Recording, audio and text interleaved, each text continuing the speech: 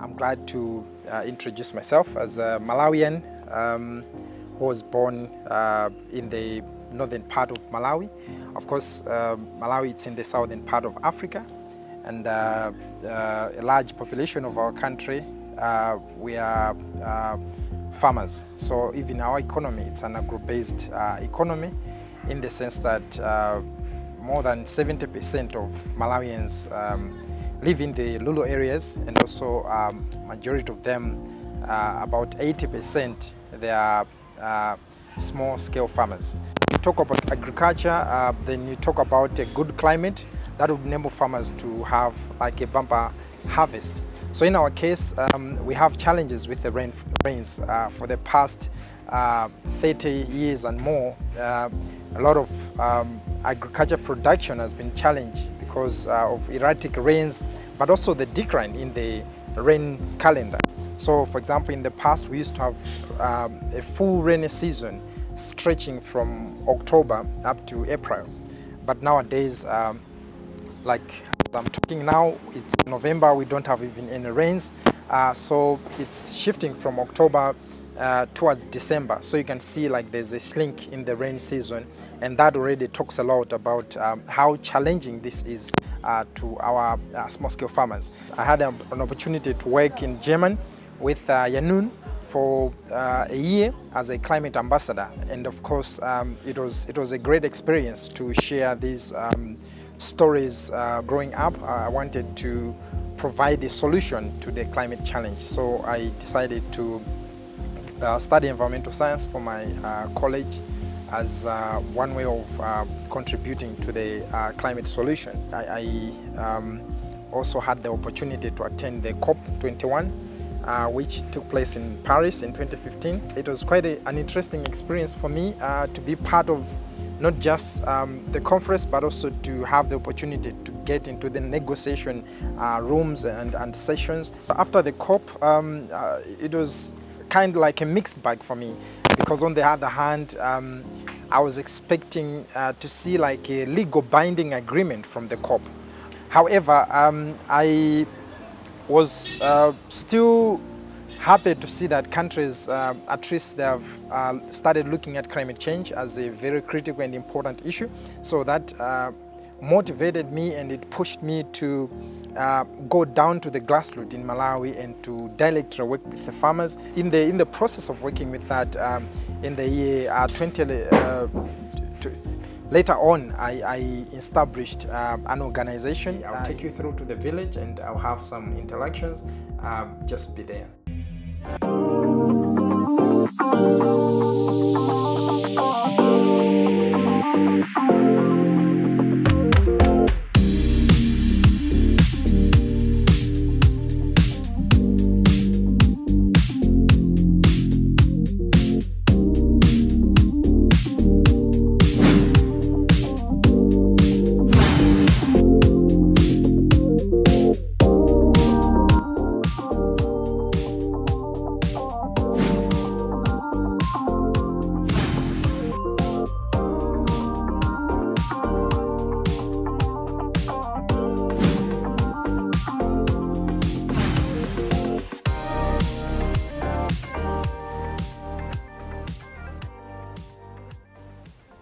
Ndine Paulo mali kulusha izaga 79 kusiyanisa ndithu chifukwa nthawi imeneyo kunali mitengo yambiri, ndipo zinthu zinazi zimatita ndizi.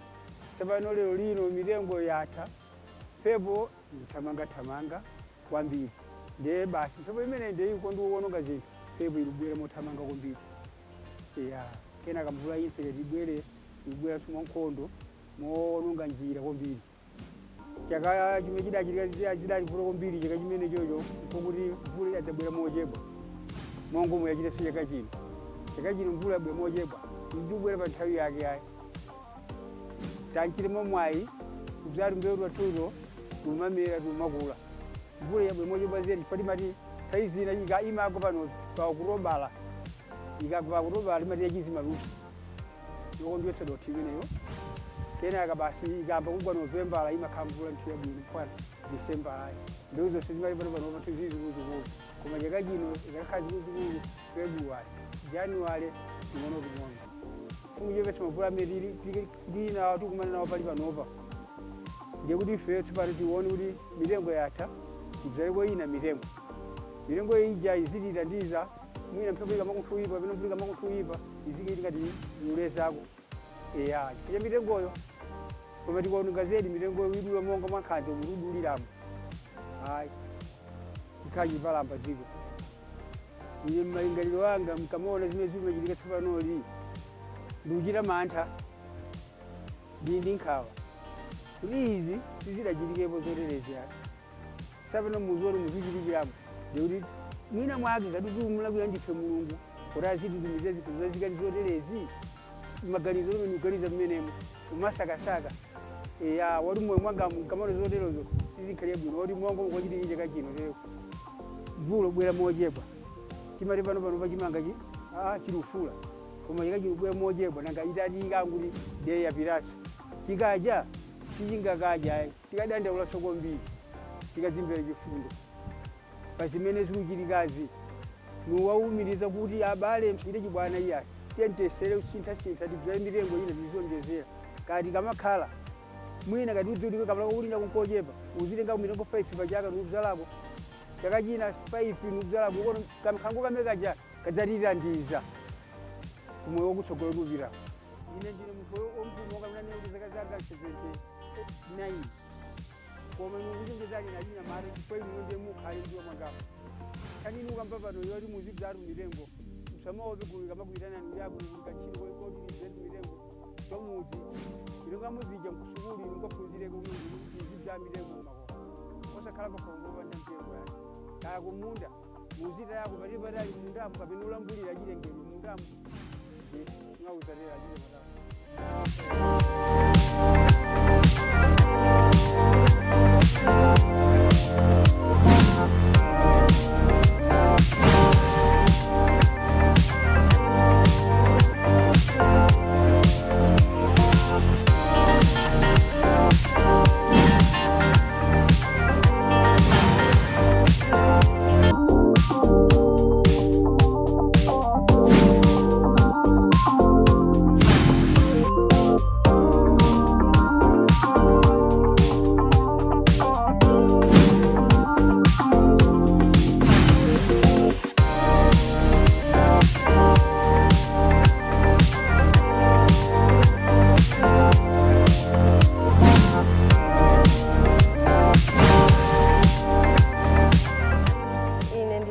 na Johnny mudzi muno mwa Makanda nimizaga 36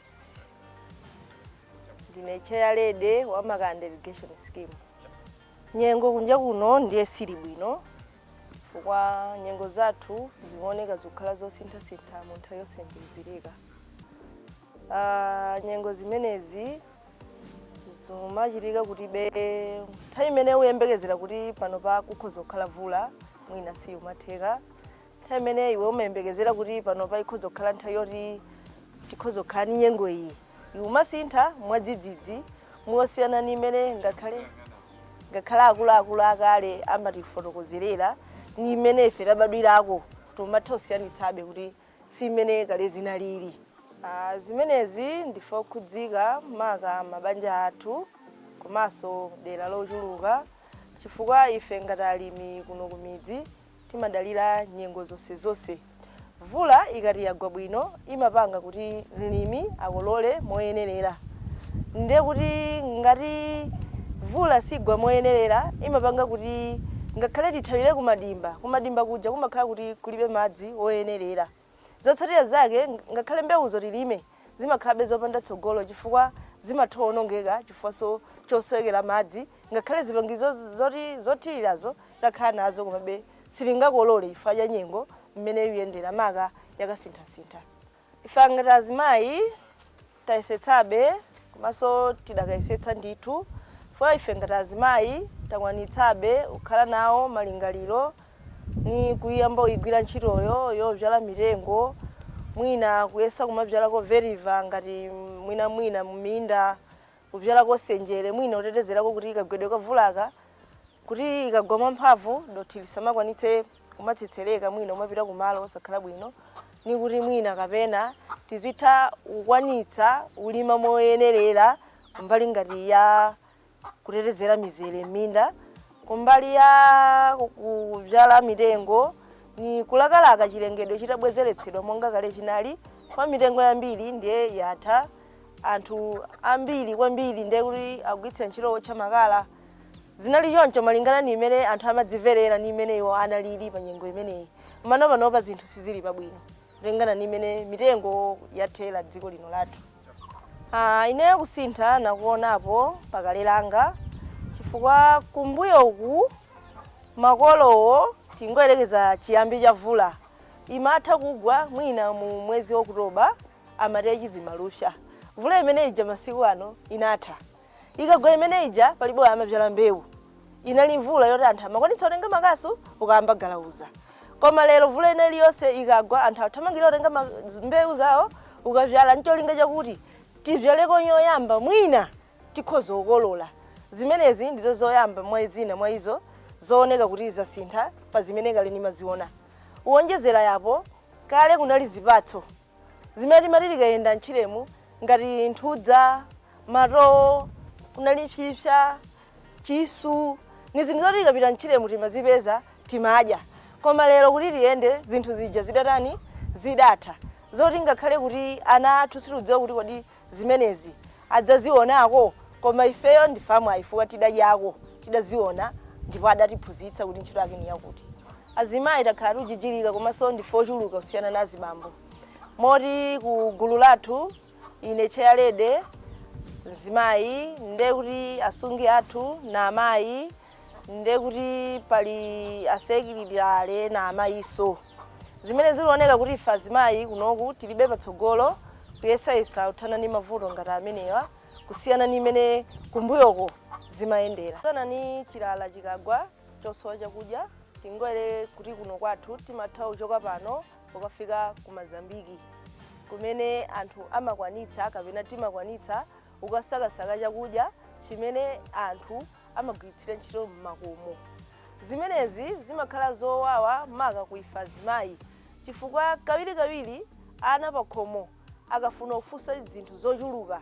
amafunsa amayi ndiye kuti chimene chimakhala chopweteka mwana ali kufunsa sima iweyo ufa nyumba mulibe chimene chimakhala chinthu chomvetsa chisoni kuti mwanayo azifika polira nayo njala pameneyo choti ukhoza kuthandizira mwanayo ulibe pa chinthu ngati ichi kwa ife amene tili azimayi chimakhala chopweteka chifukwa kawiri amene timakonda kukhala pakhomo ndifeyo achizimayi moti chilala chikabwera pa kudera amene timasokera mtendere kwambiri ndife azimayi chifukwa even kuti avuta ni madzi chakudyacho chilipo pali mitunda italiitali imene timayenda tikhoza kuchoka ngati pano ni birichi yoyambe jomoloka pobwera kuno ngati kwa nkhulungo kumeneko ukaseza madzi kumene kuja ubweretsa kuno kuti ligwitsire ntchito zimakhala zinthu zopweteka chifukwa kuti ulunge madzi oti akwane khomo lonse chimakhala chinthu choti nchowawa kotero kuti kwa ife ngati ana kubala ni chinthu chosautsa mwana akamafika polira njala chifukwa mathandizo amakhala ovuta kwa anthu amene pakadali pano akadapitiriza ononga chilengedwe chimenechi ningapemphe kuti zimenezi chonde ofunika atasiya chifukwa kupitiriza kuononga chilengedwe chimenechi ni chimodzimodzi kupatsa golo la ana amene tili nawo chifukwa ifeyo ngati titalimbikira kuononga chilengedwe ndiye kuti ana athu alibe tsogolo lilonse limene angadzapeze kuchokera mwa ife chinafunika tonse tigwirane manja ncholinga chakuti mwina tilimbikitse tithane ni moyo ni mavuto amene tilikumana nawo ngati ife amene tilipo masiku ano kwa anzanga amene azimayi anzanga ngakhala azibambo amene tili limodzi mu chivuto ichi ningangopempha kwa onse onimvera kuti tigwirane manja kotero kuti pa ntchito iyo yofunika tonse tigwirane manja tikhale pamodzi pochotsa mchitidwe wononga chilengedwe m'dziko lino.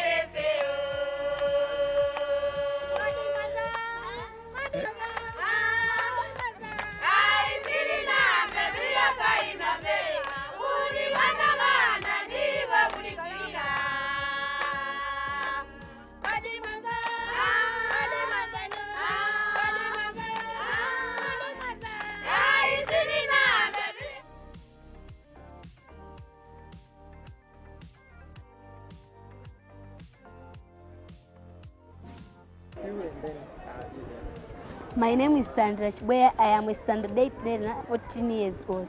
My name is Lori Davidson. I'm in standard 8. I'm 14 years old. There are some problems. For example, there are droughts. My worry is if the climate continues, there is no food in future. Our parents depend on farming to pay for our school fees. As a result, we can't go to school because there is no fees which the parents can pay for us. As a result, it may be we can't achieve our goals. Climate change is the biggest challenge in our goals. Most parents depend on farming. Yeah. As a result, when there's drought or floods, some crops or plants may be destroyed because of floods or drought. When there's as a result, they harvest a list of crops which may not, for them, they cannot get enough money to pay us for school fees. This makes me very worried when you think about my future education. This year we hear about soup block being damaged because of heavy rains. There is tropical cyclones that are affecting our country from all corners. To our fellow young people, you might not be facing what you are facing here in Malawi, but our message to you, you must do something from avoiding this. If it is not justified, climate justice, do it for us, for the sake of our future. Because we also deserve in good life, we also deserve in good climate. You've heard the voices from the communities. These voices represent the struggling people in a climate-affected areas. And much of what they've said, there is so much more that you haven't heard with regard to what these people experience on their day-to-day life. Some of them, they've even lost their lives because of what climate change has affected them. Now our plea to the world is for us to stand together. We should not deny the fact that they're dying. People are suffering because of climate change. Why can't we stand today? Why can the human race today agree to end climate change? To end what is causing climate change? Science has already proven that the continued burning of fossil fuels, they are worsening the climate situation, they are worsening the depletion of our ozone layer, they are making things worse, the devastating cyclones, the erratic rains, and so many other weather patterns that have changed because of climate change. The human being, the human race, has a responsibility today to turn things around. And it begins with you and me today. It begins with you. Have you chosen to do something today? Because that's the way to go. I leave the ball in your hands. Because right now as we speak, the climate bomb is not just ticking, but it's already hitting. Thank you.